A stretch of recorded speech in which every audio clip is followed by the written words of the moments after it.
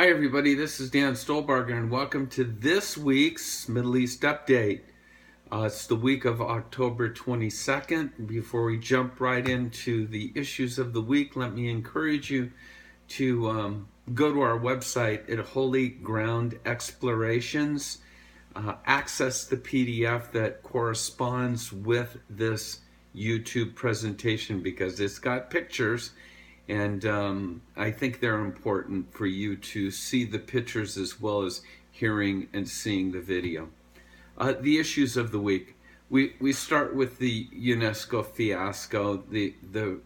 It's beyond comprehension to think that a committee could actually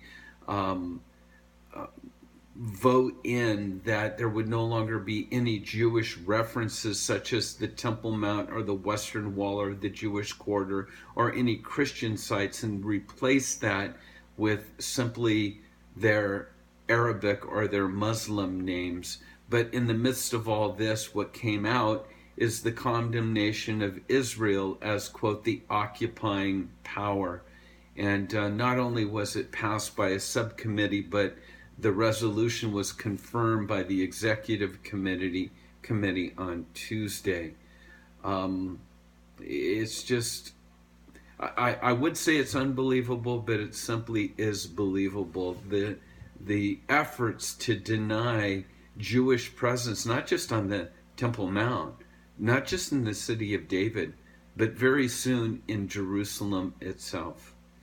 Another major issue in Israel today is the fear of what Obama is considering, what he might be considering in terms of using the UN to further the Palestinian statehood.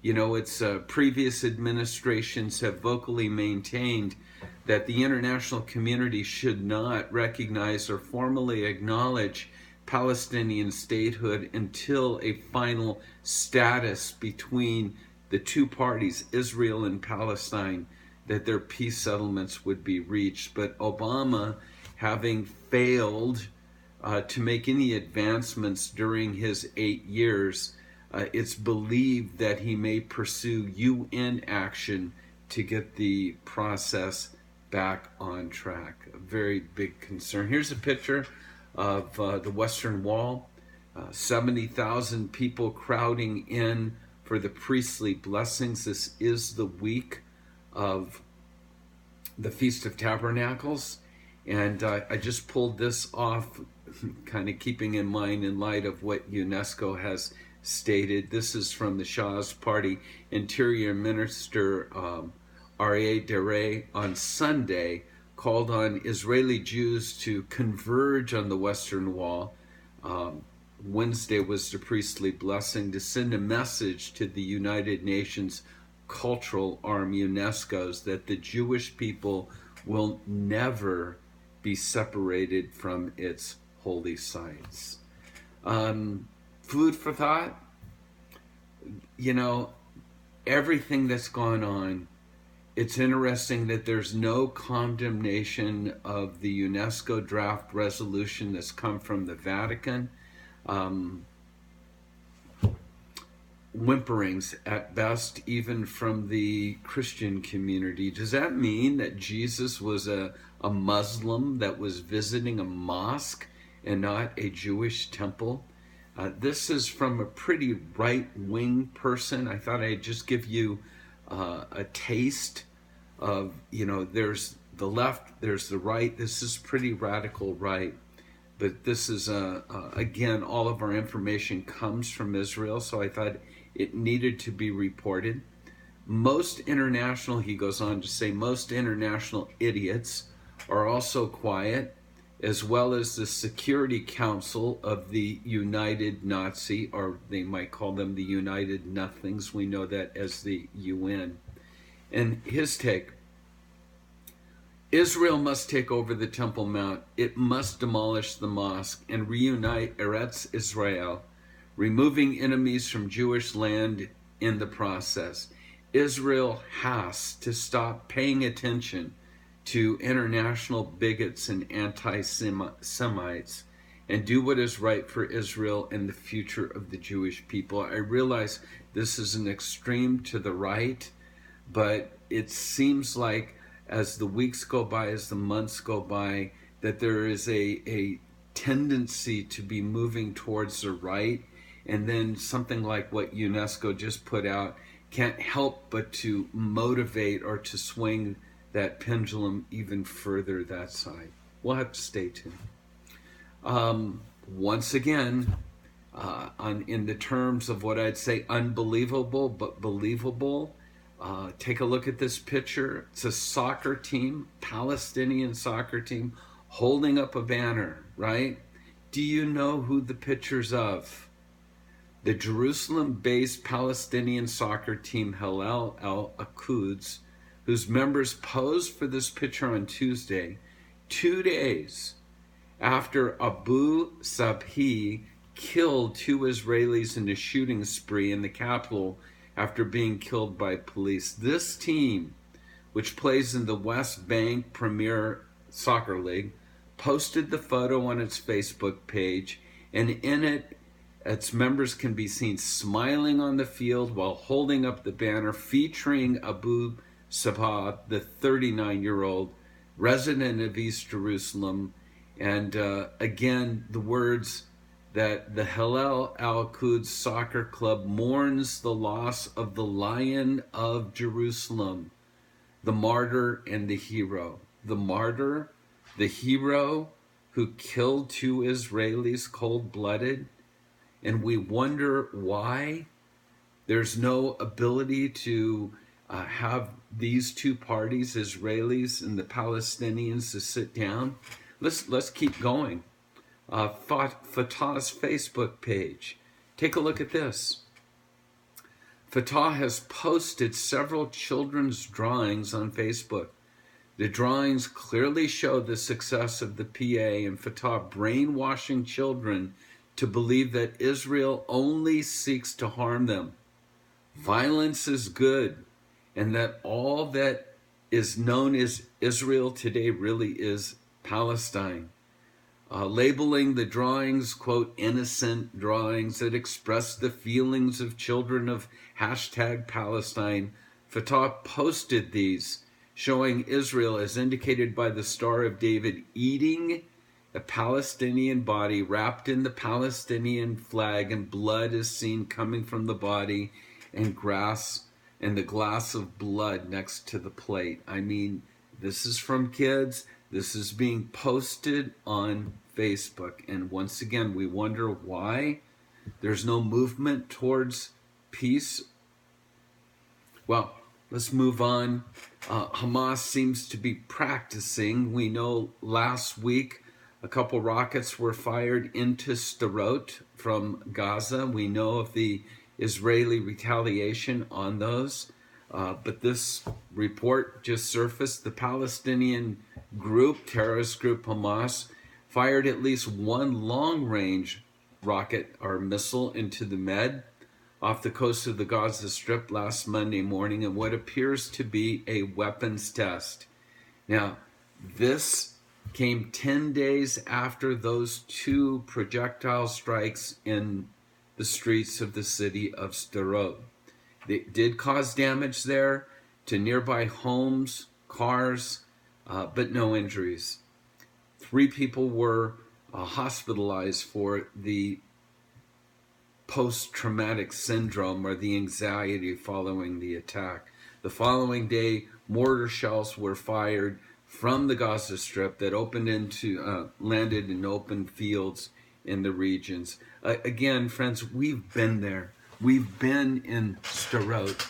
We've seen the impact of these rockets. One thing that people don't realize is really the timing of most of these rockets that are launched into Sderot are always at about the time that the school children are either going to school or coming home from school. Once again, the horrors of terrorism is to aim for children because they know that'll have the most lasting impact. And once again, where are all of these rockets coming from? Let's maybe Iran, most likely. And the number of rockets, again, are staggering, whether we talk about Hamas or whether we talk about Hezbollah to the north.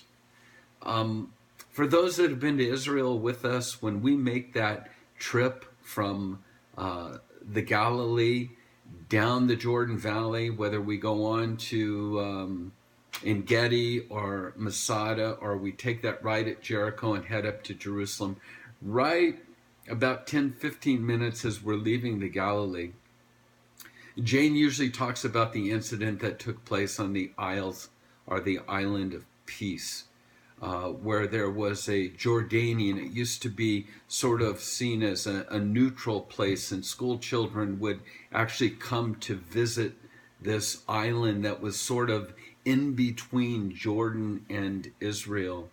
And so you can imagine how troubled I was when I saw this article. A Jordanian official denied media reports on Monday, but there's a big question that still is not answered at this time. That Ahmad Dekamash, who was the soldier in 1997 that was sentenced to life in prison. Why? Because on this island of what was called Peace, he gunned down 7 Israeli school girls near the border. It's been reported that he's been released from prison. When asked if he had any regrets whatsoever, hard to believe, but he said his only regrets was that his gun jammed and he couldn't kill anymore. This is known as the so-called Island of Peace. Of the 7 girls that he killed, 5 more were wounded. We know that this hit the Jordanian president very hard. And he actually came to apologize to Set Shiva. But the fact remains that this person that was given a life sentence for each one of these 7 little school children, the thought that he's been released with no remorse whatsoever. Again, remember, the only remorse that he had was the fact that his gun jammed and he couldn't have killed more. And so once again, King Abdullah did come to express his sorrow. But is it possible that the hostilities that we're talking about, that this person is actually released? We'll have to kind of stay tuned for more of that.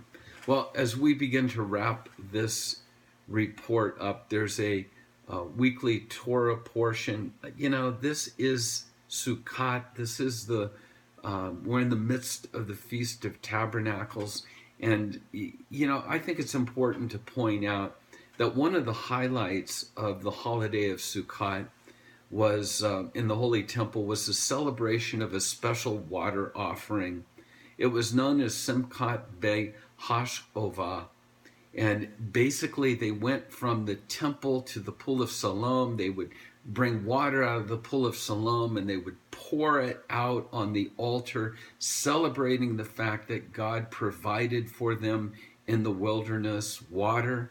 And there, you know, at this time there's musical orchestras, there's food everywhere, there's dancing, everything that's taken place.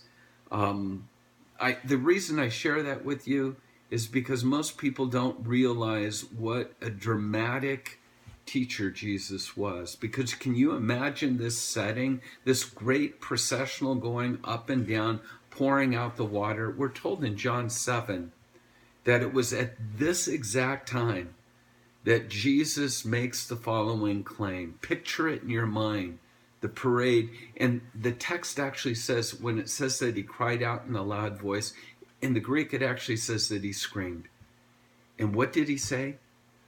It says, now on the last day, the great day of the feast, Jesus stood and screamed out, saying, if anyone is thirsty, let him come to me and drink.